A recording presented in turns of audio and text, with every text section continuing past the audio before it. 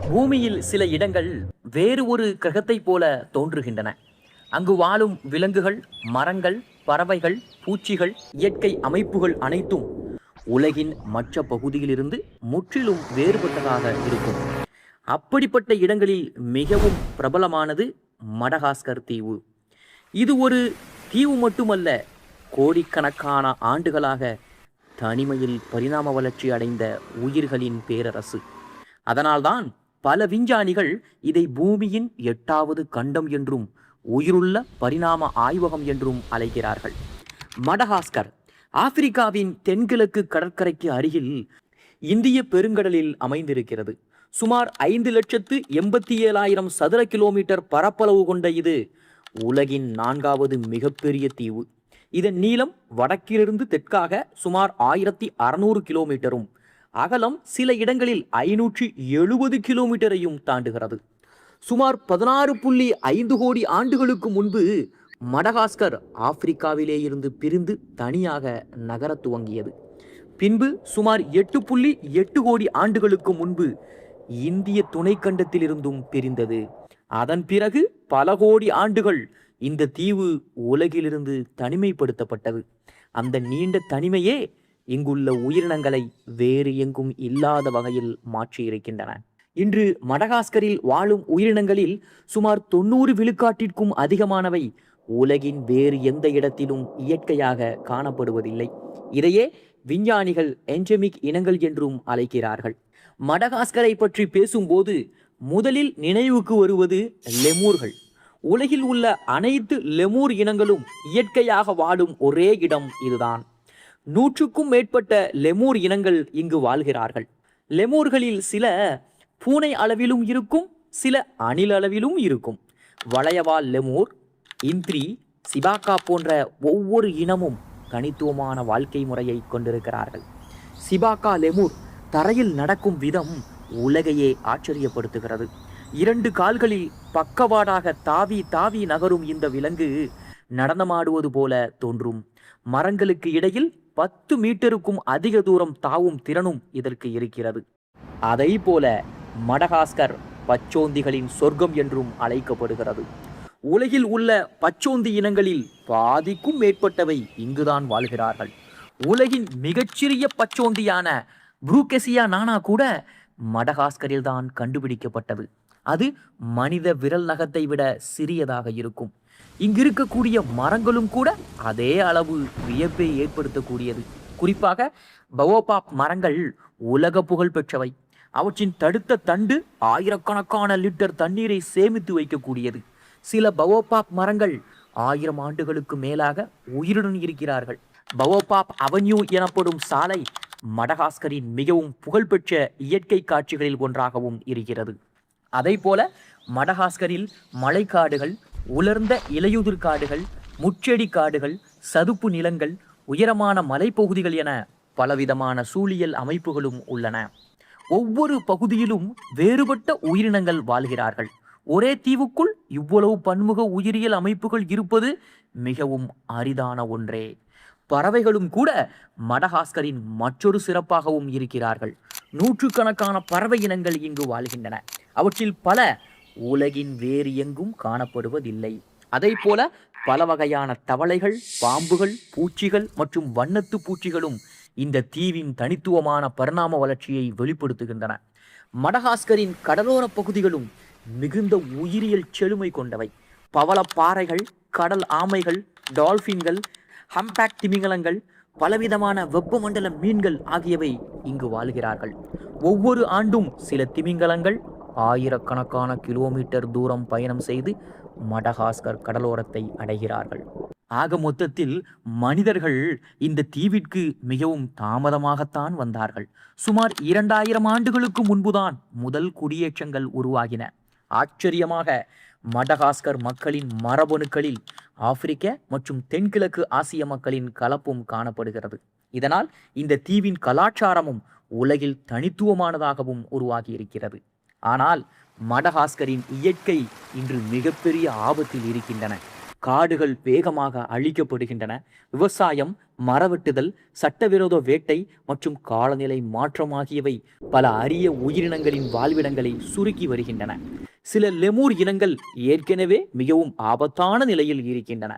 இந்த பிரச்சனைகளை தடுக்க தேசிய பூங்காக்கள் மற்றும் பாதுகாக்கப்பட்ட வனப்பகுதிகள் உருவாக்கப்பட்டுள்ளன. உலகம் முழுவதிலும் இருந்து உயிரியல் ஆராய்ச்சியாளர்கள், பாதுகாப்பு அமைப்புகள் மற்றும் விஞ்ஞானிகள் இணைந்து மடகாஸ்கரின் அரிய உயிரினங்களை பாதுகாக்க முயற்சி செய்தும் வருகிறார்கள்.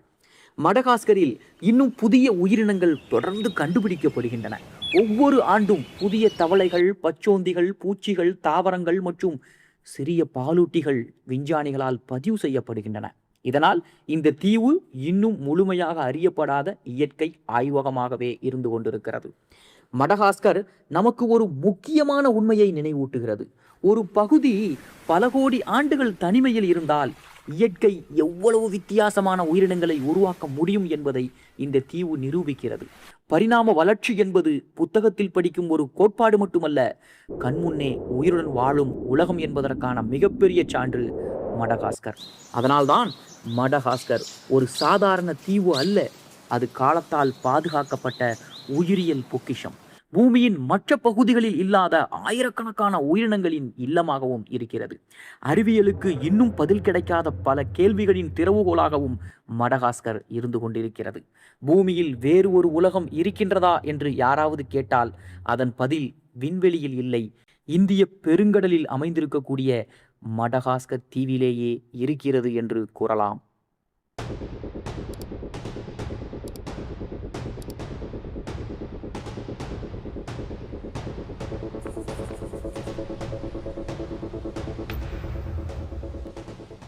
பாலைவனம் என்றாலே பலரின் மனதில் முடிவில்லாத மணல், கொளுத்தும் வெயில், தண்ணீர் இல்லாத வெறுமையான நிலம் என்ற காட்சிகள் தோன்றலாம். ஆனால் அந்த வெறுமையின் பின்னால் பூமியின் மிகவும் கடினமான சூழலில் உயிர் பிழைக்கும் அதிசய உயிரினங்கள் வாழ்கின்றன. 50 டிகிரி செல்சியஸை தாண்டும் வெப்பம், பல மாதங்கள் மழையில்லாத நிலை, பகலில் கொதிக்கும் மணல், இரவில் கடுமையான குளிர். இத்தகைய சூழலிலும் உயிரை தக்க வைத்திருக்கும் விலங்குகள் பரிணாம வளர்ச்சியின் மிகச்சிறந்த உதாரணங்கள். உலகின் மிகப்பெரிய சூடான பாலைவனமான சகாராவில் இருந்து அரேபிய பாலைவனம், நமீப், கலஹாரி, கோபி, மொஹாவே, அட்டஹாமா மற்றும் ஆஸ்திரேலியாவின் பாலைவனங்கள் வரை ஒவ்வொரு பாலைவனத்திற்கும் தனித்துவமான உயிரியல் உலகம் இருக்கின்றன. வெளியே பார்த்தால் அனைத்தும் ஒரே மாதிரி தோன்றினாலும் அங்கு வாழும் உயிரினங்கள் ஒன்றுக்கொன்று முற்றிலும் வேறுபட்டவை. பாலைவனத்தின் அரசன் என்று அழைக்கப்படுவது ஒட்டகம். ஒரு முறை தண்ணீர் கிடைத்தால் 100 லிட்டருக்கும் அதிகமான தண்ணீரை மிக குறுகிய நேரத்தில் குடிக்கும் திறன் இதற்கு இருக்கின்றது. அதன் திமிலில் தண்ணீர் அல்ல, கொழுப்பு சேமிக்கப்படுகிறது. உணவும் தண்ணீரும் கிடைக்காத நேரங்களில் அந்த கொழுப்பே உடலுக்கு ஆற்றலாகவும் மாறுகின்றது. அதன் அகலமான பாதங்கள் மணலில் புதையாமல் நடக்க உதவுகின்றன. பாலைவனத்தில் வாழும் பெனக் நரிகள் உலகின் மிகவும் அழகான வேட்டையாடிகளில் ஒன்று. வட ஆப்பிரிக்காவின் சஹாரா பாலைவனத்தில் வாழும் இந்த சிறிய நரியின் பெரிய காதுகள் வெறும் கேட்பதற்காக மட்டுமல்ல, அதன் உடலின் அதிகப்படியான வெப்பத்தை வெளியேற்றி உடலை குளிர்விக்கவும் உதவுகின்றன. பகலில் மறைந்து இரவில் மட்டுமே வேட்டையாடும் பழக்கத்தால் வெப்பத்தையும் அது தவிர்க்கிறது. அரேபிய பாலைவனங்களில் வாழும் ஒரிக்ஸ் மான் பல நாட்கள் நேரடியாக தண்ணீர் குடிக்காமலேயே உயிர் வாழக்கூடியது. தாவரங்களில் இருக்கும் ஈரப்பதம் மற்றும் உடலின் சிறந்த நீர் சேமிப்பு முறைகளே இதற்கு காரணம். ஒரு காலத்தில் அழிவின் விளிம்புக்கு சென்ற இந்த விலங்கு பாதுகாப்பு முயற்சிகளால் மீண்டும் இயற்கைக்கு திரும்பியிருக்கிறார்கள். பாலைவனங்களில் விஷப்பாம்புகளும் அதிகம் காணப்படுகின்றன. சைடு வைண்டர் போன்ற சில பாம்புகள் மணலின் மீது பக்கவாட்டாக நகரக்கூடியது. இதனால் வெப்பமான மணலோடு உடல் தொடும் பகுதி குறைகின்றது. இந்த தனித்துவமான நகரும் முறை பாலைவன வாழ்க்கைக்கு ஏற்ப அமைந்திருக்கும் அற்புதமான ஒரு அமைப்பு. அதை போல தேள்கள் பாலைவனத்தின் மிகவும் பழமையான உயிரினங்களில் ஒன்று. பல கோடி ஆண்டுகளாக மிக குறைந்த மாற்றங்களுடன் வாழ்ந்து வருகிறார்கள். பகலில் பாறைகளின் அடியிலும் வலைகளிலும் மறைந்து இரவில் பூச்சிகள் மற்றும் சிறிய உயிரினங்களை வேட்டையாடுகிறார்கள். சில தேள் இனங்கள் பல மாதங்கள் உணவின்றி உயிர் வாழும் திறன் கொண்டது. அதை போல பாலைவனங்களில் வாழும் பல்லிகள் மற்றும் கெக்கோக்களும் வியப்பூட்டக்கூடியவை. சில பல்லிகள் அதிக வெப்பம் ஏற்பட்டால் 2 கால்களில் ஓடுகிறார்கள். சில தங்களின் உடலின் நிறத்தை மாற்றி வெப்பத்தை கட்டுப்படுத்துகிறார்கள். சில இனங்கள் மணலுக்குள் சில வினாடிகளில் மறைந்து எதிரிகளிடம் இருந்து தப்பிக்கிறார்கள். அதே போல நபிப் பாலைவனத்தில் வாழக்கூடிய நபிப் பீட்டில் என்ற வண்டு உலகின் மிகவும் புத்திசாலித்தனமான உயிரினங்களில் ஒன்று. கடலிலிருந்து வரும் பனிமூட்ட துளிகளை தனது முதுகில் சேகரித்து அவற்றை வாய்க்குள் வலியச் செய்து குடிக்கிறது. மழை இல்லாத பாலைவனத்தில் கூட இந்த முறையால் தண்ணீரை பெறுகின்றது. அதை போல பாலைவன பறவைகளும் அதே அளவு திறமையானவை. சாண்டா கிளவுஸ் என்ற பறவை பல கிலோமீட்டர் தூரம் பறந்து தண்ணீர் குடித்து தனது மார்பு பகுதி இறகுகளில் தண்ணீரை உறிஞ்சி குஞ்சுகளுக்கு கொண்டு வந்து கொடுக்கிறது. பாலைவனத்திலே பெற்றோர் பராமரிப்பின் மிகச்சிறந்த உதாரணங்களில் ஒன்று இந்த பறவை. அதை போல அட்டகாமா போன்ற சில பாலைவனங்களில் பல ஆண்டுகள் மழையே பெய்யாது. இருந்தாலும் நுண்ணுயிர்கள், பூச்சிகள் மற்றும் சில தாவரங்கள் அங்கு உயிருடன் இருக்கின்றன. கடலிலிருந்து வரும் பனிமூட்டமே அவற்றின் முக்கிய நீராதாரமாகவும் இருக்கிறது. உயிர் வாழ்வதற்கான இயற்கையின் திறனை அது நிரூபிக்கிறது. ஆக பாலைவனத்தில் இரவு நேரம் முற்றிலும் வேறுபட்ட உலகம். பகலில் வெப்பத்தால் மறைந்திருந்த உயிரினங்கள் அனைத்தும் இரவில் வெளியே வருகிறார்கள். நரிகள், ஆந்தைகள், பாம்புகள், தேள்கள், பூச்சிகள், சிறிய பாலூட்டிகள் என முழு பாலைவனமும் உயிர்ப்போடு இயங்க துவங்கும். பாலைவன உயிர்களின் மிகப்பெரிய ரகசியம் அவற்றின் நீர் மேலாண்மை. சில உயிரினங்கள் வியர்வையையே வெளியிடுவதில்லை. சிலவற்றின் சிறுநீர் மிகவும் அடர்த்தியாக இருக்கும். சில உயிரினங்கள் சுவாசத்தின் மூலம் வெளியேறும் நீரை கூட குறைத்து உடலுக்குள் தக்க வைத்துக் கொள்கிறார்கள். ஒவ்வொரு சொட்டு தண்ணீரும் அதன் உயிருக்கு சமம். அதே சமயம் இன்று பாலைவனங்களும் பாதுகாப்பாக இல்லை. காலநிலை மாற்றம், மனித குடியேற்றம், சட்டவிரோத வேட்டை, சாலை அமைப்புகள் மற்றும் கனிமவள சுரங்கங்கள் பல உயிரினங்களின் வாழ்விடங்களை அழித்து வருகின்றன.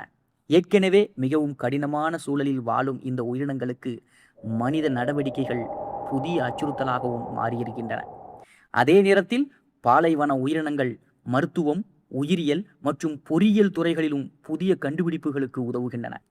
நபிப் வண்டின் நீர் சேகரிப்பு முறை, பாம்புகளின் நகரும் முறை போன்றவை புதிய தொழில்நுட்பங்களை உருவாக்க விஞ்ஞானிகளுக்கு ஊக்கமளிக்கின்றன. பாலைவன உயிரினங்களின் தகவமைப்புகளை பார்த்து விஞ்ஞானிகள் இன்று புதிய தொழில்நுட்பங்களை உருவாக்கி வருகிறார்கள்.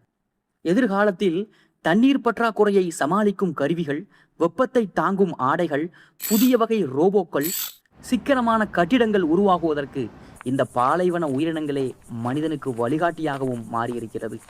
இயற்கை என்பது வெறும் அழகான காட்சிகளின் தொகுப்பு மட்டுமல்ல, அது எதிர்கால அறிவியலின் மிகப்பெரிய ஆசிரியராகவும் இருக்கின்றது. ஆக மொத்தத்தில் பூமியில் உயிர் வாழ முடியாத இடம் என்று எதுவுமே இல்லை என்பதை பாலைவனங்கள் நமக்கு கற்றுத்தருகின்றன. உயிர்கள் சூழலுக்கு ஏற்றவாறு தங்களை மாற்றிக்கொண்டால் மிகவும் கடினமான உலகத்திலும் வாழ முடியும் என்பதை இந்த உயிரினங்கள் நிரூபிக்கின்றன. எனவே பாலைவனம் என்பது உயிரற்ற வெறுமை அல்ல, அது பொறுமை, புத்திசாலித்தனம் மற்றும் பரிணாம வளர்ச்சியின் உயிருள்ள அருங்காட்சியகங்கள்.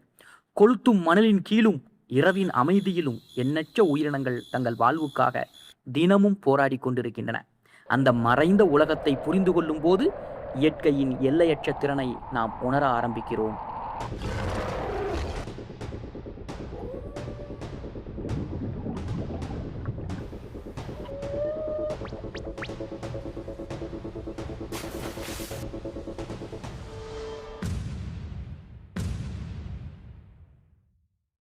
பூமியில் மனிதன் வாழ மிகவும் கடினமான இடங்கள் எவை என்று கேட்டால், ஆர்க்டிக் என்று அழைக்கப்படும் வடதுருவமும் அண்டார்டிகா என்று அழைக்கப்படும் தென்துருவமும் முதல் இடத்தில் இருக்கும். ஆண்டு முழுவதும் உறைந்த பனிக்கடல்கள், பல மாதங்கள் சூரியன் மறையாத பகல் அல்லது உதிக்காத இரவு, மணிக்கு 200 கிலோமீட்டர் வேகத்தில் வீசுகின்ற பனிப்புயல்கள், -60 டிகிரி செல்சியஸுக்கும் கீழ் குறையக்கூடிய வெப்பநிலை, இவை அனைத்தும் சேர்ந்து உருவாக்கிய உலகம் துருவ உலகம். ஆனால் இந்த கடுமையான சூழலில் கூட எண்ணற்ற உயிரினங்கள் வெற்றிகரமாக வாழ்கிறார்கள். அவற்றின் வாழ்க்கையை புரிந்து கொள்வது இயற்கையின் மிகப்பெரிய அதிசயங்களில் ஒன்றை புரிந்து கொள்வதற்கு சமம். துருவ உலகம் 2 பகுதிகளாக பிரிக்கப்படுகிறது. வடதுருவம் அல்லது ஆர்க்டிக் என்பது உறைந்த பெருங்கடலை மையமாக கொண்ட பகுதி. இதை சுற்றி கனடா, ரஷ்யா, அலாஸ்கா, கிரீன்லாந்து மற்றும் நார்வே போன்ற நாடுகள் இருக்கின்றன. ஆனால் தென் துருவம் அல்லது அண்டார்டிகா முழுவதுமே பனியால் மூடப்பட்ட ஒரு கண்டம். இரண்டு பகுதிகளுமே கடுமையான குளிரோடு இருந்தாலும் அங்கு வாழும் உயிரினங்கள், காலநிலை மற்றும் உணவு சங்கிலி போன்றவை முற்றிலும் வேறுபட்டு இருக்கும். வடதுருவத்தின் மிகவும் பிரபலமான விலங்கு துருவ கரடி. உலகின் மிகப்பெரிய நில மாமிச உண்ணி விலங்கான இது 700 கிலோவிற்கும் அதிக எடை கொண்டிருக்கலாம். வெளியில் வெள்ளை நிறமாக தெரியும் அதன் ரோமம் உண்மையிலேயே வெளிப்படையானது. அதன் கீழே இருக்கும் கருப்பு தோல் சூரிய வெப்பத்தை அதிகமாக உறிஞ்சி உடலை சூடாக வைத்திருக்க உதவுகிறது.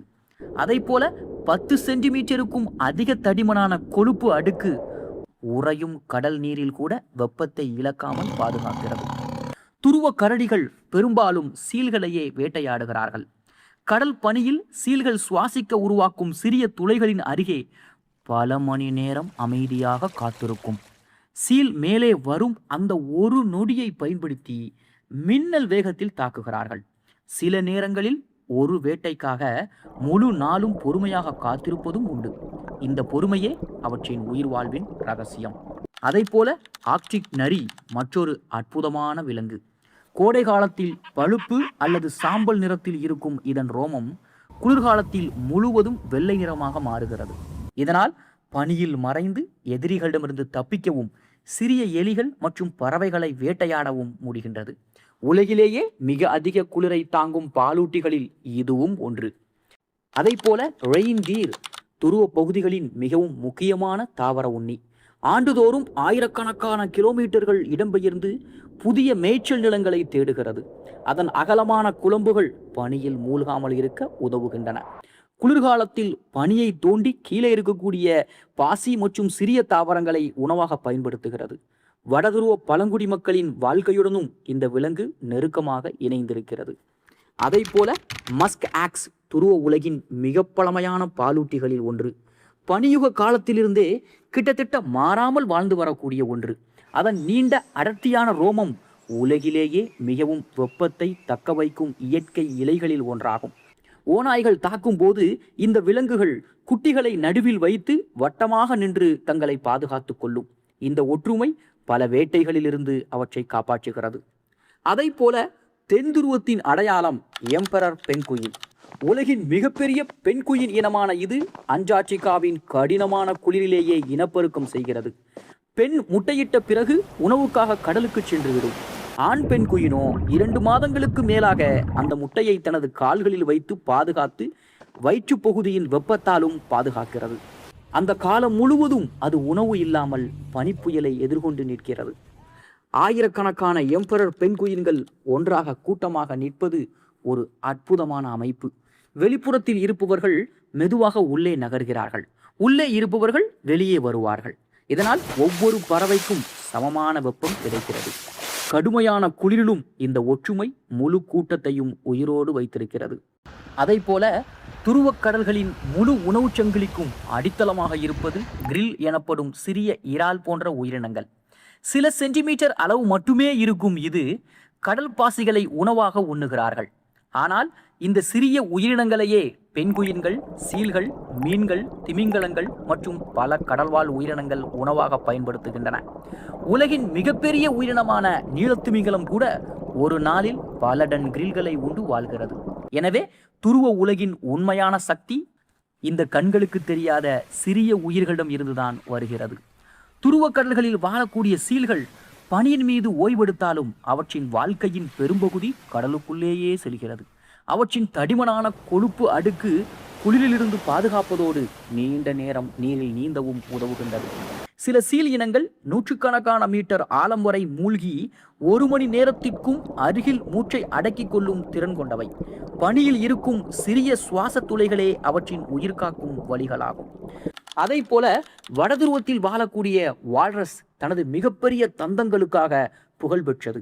2 மீட்டருக்கும் அதிக நீளம் இருக்கக்கூடிய தந்தங்கள் வெறும் ஆயுதங்கள் அல்ல, பனியின் மீது ஏறவும் எதிரிகளை விரட்டவும் கூட்டத்தில் தனது இடத்தை நிலைநிறுத்தவும் உதவுகின்றன.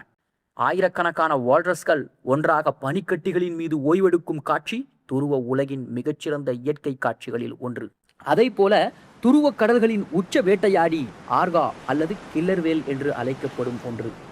இவை கூட்டமாக செயல்படக்கூடிய புத்திசாலித்தனமான திமிங்கலங்கள். பனிக்கட்டியின் மீது ஓய்வெடுக்கும் சீல்களை அலைகளை உருவாக்கி கடலுக்குள் தள்ளிவிடும் வேட்டையாடும் முறையை அவை தலைமுறைகளாக கற்றுக் கொடுக்கின்றன. ஒவ்வொரு கூட்டத்திற்கும் தனித்துவமான வேட்டையாடும் நுட்பங்களும் ஒளி மூலம் தொடர்பு கொள்ளும் சொந்த முறைகளும் இருக்கின்றது. அதை போல ஒவ்வொரு ஆண்டும் ஹாம்பாக் மற்றும் நீலத்திமிங்கலங்கள் ஆயிரக்கணக்கான கிலோமீட்டர்கள் பயணம் செய்து துருவ கடல்களை அடைகிறார்கள். கோடை காலத்திலே இங்கு கிரில் அதிக அளவில் கிடைப்பதால் அவை உடலில் கொழுப்பை சேமித்துக் கொண்டு பின்பு வெப்பமான கடல்களுக்கு இனப்பெருக்கத்திற்காக திரும்பிச் செல்கிறார்கள். உலகில் மிக நீண்ட இடப்பெயர்வுகளில் இதுவும் ஒன்று. துருவ விலங்குகளின் மிகப்பெரிய ரகசியம் அவற்றின் தகவமைப்புதான். தடிமனான கொழுப்பு, அடர்த்தியான ரோமம், சிறிய காதுகள், வெப்ப இழப்பை குறைக்கும் உடல் அமைப்பு, பனியில் மறைந்து போகும் நிறம், நீண்ட நாள் உணவில்லாமல் வாழக்கூடிய திறன் என ஒவ்வொரு உயிரினமும் கோடிக்கணக்கான ஆண்டுகளாக பரிணாம வளர்ச்சியின் மூலம் தங்களை மாற்றிக்கொண்டுள்ளன. இந்த மாற்றங்களே அவற்றை உலகின் மிக கடுமையான சூழலிலும் உயிருடன் வைத்திருக்கின்றன. துருவ பகுதிகளில் பகலும் இரவும் நமக்கு தெரிந்த முறையில் இயங்குவதில்லை. சில மாதங்கள் தொடர்ந்து சூரியன் மறையாத பகல் இருக்கும், மற்ற சில மாதங்கள் முழுவதும் இருளாக இருக்கும். இந்த விசித்திரமான காலநிலைக்கு ஏற்ப விலங்குகளின் வேட்டையாடும் நேரம், இனப்பெருக்கம், இடப்பெயர்வு மற்றும் ஓய்வு ஆகிய அனைத்தும் மாறுகின்றன. இயற்கையின் கடிகாரம் இங்கு முற்றிலும் வேறு விதமாகவும் இயங்குகின்றன. ஆனால் இந்த உறைந்த உலகம் வேகமாக மாறியும் வருகிறது. உலக வெப்பமயமாதலால் ஆர்க்டிக் கடலின் பனி ஆண்டுதோறும் குறைந்து வருகிறது. துருவ கரடிகளின் வேட்டை பகுதிகள் சுருங்குகின்றன. அண்டார்டிகாவின் சில பெண்குயின் இனங்களின் இனப்பெருக்கம் பாதிக்கப்படுகிறது. பனிப்பாறைகள் உருகுவதால் முழு உணவுச் சங்கிலியும் மாற்றமடையும் அபாயமும் உருவாகி கொண்டிருக்கிறது. இந்த மாற்றங்களை புரிந்து கொள்ள உலகம் முழுவதிலும் இருந்து விஞ்ஞானிகள் துருவ பகுதிகளில் ஆய்வு செய்து வருகிறார்கள். செயற்கைக்கோள்கள், ஆய்வு கப்பல்கள், பனிக்குள் இயங்கும் ரோபோக்கள் மற்றும் உயிரினங்களுக்கு பொருத்தப்படும் கண்காணிப்பு கருவிகள் மூலம் துருவ உலகின் ஒவ்வொரு மாற்றமும் பதிவு செய்யப்படுகிறது. இந்த ஆய்வுகள் துருவ உயிரினங்களை பாதுகாப்பதற்காக மட்டுமல்ல, பூமியின் எதிர்கால காலநிலையை புரிந்து கொள்வதற்கும் மிகவும் முக்கியமானவை. ஆக துருவ விலங்குகள் நமக்கு ஒரு பெரிய பாடத்தை கற்றுத்தருகின்றன. உயிர் வாழ்வது பலத்தால் மட்டுமல்ல, தன்னை தகவமைத்துக் கொள்வதாலும் தான். கடுமையான சூழலுக்கு தங்களை மாற்றிக்கொண்ட உயிரினங்களே கோடிக்கணக்கான ஆண்டுகளாக வாழ்ந்து வருகின்றன. இயற்கையுடன் போராடாமல் அதனுடன் இணைந்து வாழ்வதே உண்மையான வெற்றியின் ரகசியம் என்பதை அவை நிரூபிக்கின்றன.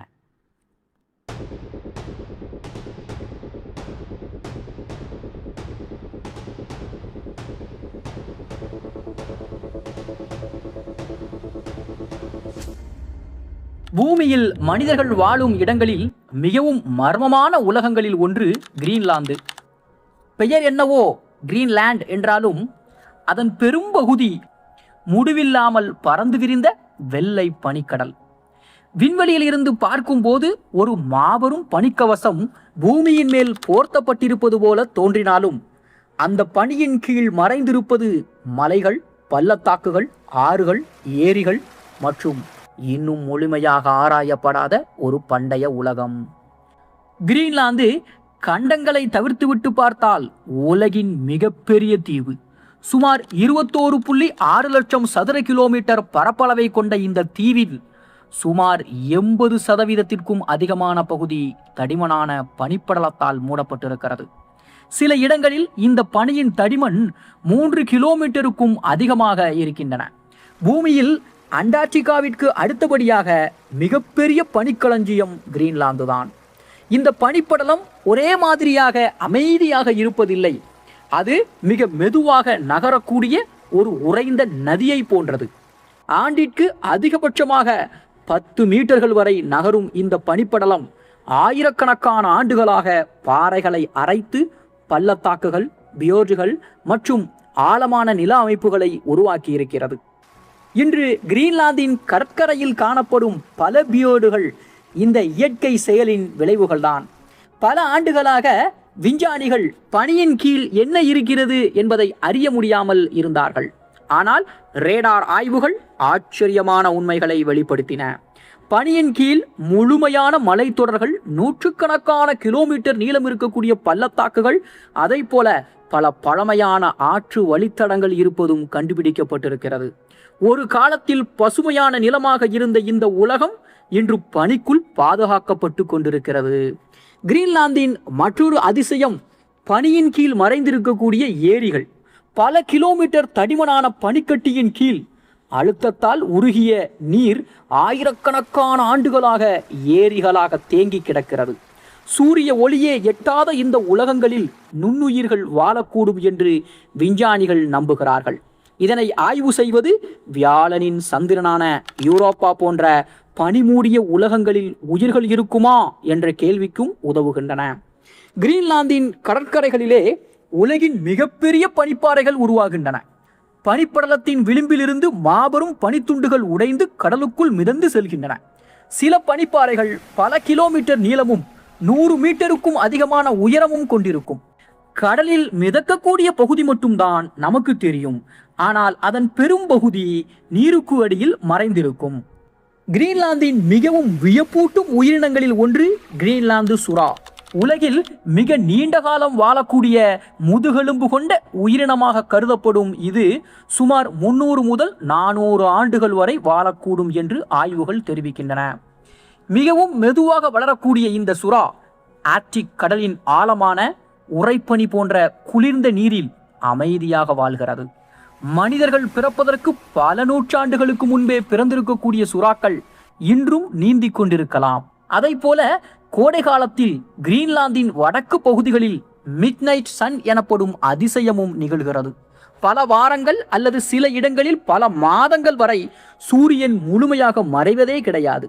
அதை போல குளிர்காலத்திலோ போலார் நைட் காலத்தில் சூரியன் உதயமாகாமல் நீண்ட இருளும் நிலவுகிறது. இந்த அசாதாரண ஒளி மாற்றத்திற்கு ஏற்ப மனிதர்களும் விலங்குகளும் தங்கள் வாழ்க்கை முறையை மாற்றிக்கொண்டிருக்கிறார்கள். குளிர்கால இரவுகளில் கிரீன்லாந்தின் வானம் மற்றொரு அதிசயத்தை வெளிப்படுத்துகிறது. பச்சை, ஊதா மற்றும் இளஞ்சிவப்பு நிறங்களில் ஆடும் ஆரோரா போரியாசிஸ் என்று அழைக்கப்படும் வடதுருவ ஒளிகள் முழு வானத்தையும் ஒளிரச் செய்கின்றன. ஆனால் இந்த பனிக்கவசத்தின் கீழும் கடலின் ஆழத்திலும் கிரீன்லாந்தின் தொலைதூர பனிப்பகுதிகளிலும் இன்னும் பல மர்மங்கள் மறைந்திருக்கின்றன. அதாவது கிரீன்லாந்தின் கடல்களும் பனிப்பரப்புகளும் எண்ணற்ற உயிரினங்களின் இல்லங்களாக இருக்கின்றன. துருவ கரடிகள் இங்கு இருக்கக்கூடிய மிகவும் சக்தி வாய்ந்த வேட்டையாடிகள். கடல் பனியின் மீது நடந்து சீல்களை வேட்டையாடும் இவை ஆர்க்டிக் உணவுச் சங்கிலியின் உச்சியில் இருக்கிறது. அதை போல மஸ்க் ஆக்ஸ், ஆர்க்டிக் நரி, ஆர்க்டிக் முயல் மற்றும் ரெயின்டீர் போன்ற விலங்குகளும் இந்த கடுமையான குளிருக்கு ஏற்றவாறு தகவமைத்து வாழ்கிறார்கள்.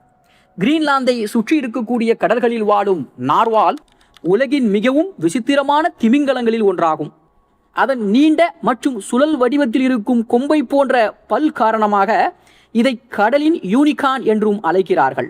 இந்த நீண்ட பல் உணர்வு உறுப்பாக செயல்பட்டு நீரின் வெப்பநிலை மற்றும் அழுத்த மாற்றங்களை உணரவும் உதவுகிறது. அதை போல ஒவ்வொரு ஆண்டும் கோடைகாலம் தொடங்கியவுடன் பனியின் ஒரு பகுதி உருகி பனிப்படலத்தின் மேல் நூற்றுக்கணக்கான நீல நிற ஏரிகளாக உருவெடுக்கின்றன. சில இடங்களில் இந்த நீர்ப்பனிக்குள் உருவாகும் ஆழமான பிளவுகள் வழியாக கீழே சென்று பனிப்படலத்தின் நகரும் வேகத்தையும் மாற்றுகிறது. ஆக உறைந்த உலகத்தின் உள்ளேயும் ஒரு மறைந்த நீருலகம் இயங்கிக் கொண்டிருக்கிறது. கிரீன்லாந்தின் சில பாறைகள் உலகின் மிகவும் பழமையான பாறைகளில் அடங்குகின்றன. அவற்றின் வயது சுமார் 380 கோடி ஆண்டுகள் என மதிப்பிடப்படுகிறது. பூமியின் ஆரம்பகால வரலாற்றை புரிந்து கொள்ள இந்த பாறைகள் மிகவும் முக்கியமானவை. நமது கிரகம் உருவான ஆரம்பகட்ட சூழல் பற்றிய பல தகவல்களை அவை இன்று வரைக்கும் பாதுகாத்து வைத்திருக்கின்றன. 2015ஆம் ஆண்டு விஞ்ஞானிகள் கிரீன்லாந்தின் வடமேற்கு பகுதியில் பனிக்கட்டியின் கீழ் ஒரு மிகப்பெரிய விண்கல் தாக்கக்குழியை கண்டுபிடித்தார்கள். ஹயாவதா பள்ளம் என்று அழைக்கப்படும் இந்த அமைப்பு சுமார் 31 கிலோமீட்டர் அகலத்தை கொண்டிருக்கிறது. பல ஆயிரம் ஆண்டுகளாக பனியின் கீழ் மறைந்திருந்த இந்த கண்டுபிடிப்பு உலகின் மிக ஆச்சரியமான புவியியல் மர்மங்களில் ஒன்றாகவும் கருதப்படுகிறது. அதை போல கிரீன்லாந்தின் உள்ளக பகுதிகளிலே மனிதர்கள் மிகவும் குறைவாகவே வாழ்கிறார்கள். பெரும்பாலான குடியிருப்புகள் கடற்கரையை ஒட்டியே அமைந்திருக்கின்றன. காரணம், கடல் வழி போக்குவரத்து, மீன்பிடிப்பு மற்றும் வாழ்வாதாரம் அனைத்தும் கடற்கரையை சார்ந்திருக்கிறது. தீவின் மைய பகுதி இன்னும் பெரும்பாலும் பனியால் மூடப்பட்ட மனித நடமாட்டம் மிக குறைந்த உலகமாகவே இருக்கின்றன. இன்று கிரீன்லாந்து உலகின் முக்கியமான காலநிலை ஆய்வு மையங்களில் ஒன்றாகவும் மாறியிருக்கிறது. பனிப்படலத்தில் ஆழமாக துளையிட்டு எடுக்கப்படும் பனிக்கட்டி தூண்கள் பல லட்சம் ஆண்டுகளுக்கு முன்பு இருந்த வளிமண்டலம், வெப்பநிலை மற்றும் காலநிலை மாற்றங்களை பற்றிய தகவல்களையும் வழங்குகின்றன. இதன் மூலம் பூமியின் கடந்த காலத்தையும் எதிர்காலத்தையும் விஞ்ஞானிகள் சிறப்பாக புரிந்து கொள்கிறார்கள். அதை போல காலநிலை மாற்றத்தின் தாக்கம் கிரீன்லாந்தில் மிக தெளிவாக காணப்படுகிறது. சில பனிப்பாறைகள் முன்பை விட வேகமாக உருகுகின்றன. இதனால் கடல் மட்ட உயர்வில் கிரீன்லாந்தும் முக்கிய பங்காற்றுகிறது. அதே நேரத்தில் புதிய தாவரங்களும் சில பகுதிகளில் வளரத் தொடங்கி இருக்கின்றன. சில விலங்குகளின் வாழ்விடங்களும் மாறி வருகின்றன. எனவே கிரீன்லாந்தில் நிகழும் மாற்றங்கள் உலகம் முழுவதும் கவனிக்கப்படுகிறது. ஆக கிரீன்லாந்து என்பது வெறும் பனியால் மூடப்பட்ட ஒரு பெரிய தீவு மட்டுமல்ல, அது பூமியின் காலநிலை வரலாற்றை பாதுகாத்திருக்கும் இயற்கை ஆவண காப்பகமாக இருக்கிறது. நூற்றாண்டுகள் வாழும் சுறாக்களின் உலகமாகவும், பனியின் கீழ் மறைந்த மலைகள் மற்றும் ஏரிகளின் மர்ம உலகமாகவும், துருவ உயிரினங்களின் பாதுகாப்பான இல்லமாகவும், வெளியில் அமைதியாக தோன்றும் இந்த உறைந்த நிலம் இன்னும் மனிதன் முழுமையாக அறிந்து கொள்ளாத எண்ணற்ற ரகசியங்களையும் தன்னுள் மறைத்து வைத்து பூமியின் கடந்த காலத்தையும் எதிர்காலத்தையும் அமைதியாக கூறிக்கொண்டே இருக்கிறது.